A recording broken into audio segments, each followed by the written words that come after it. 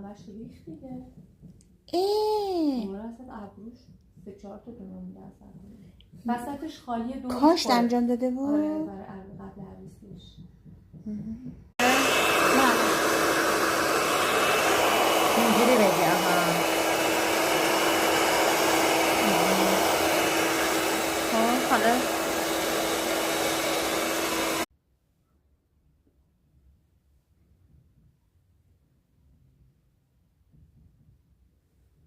دلش خوب نی.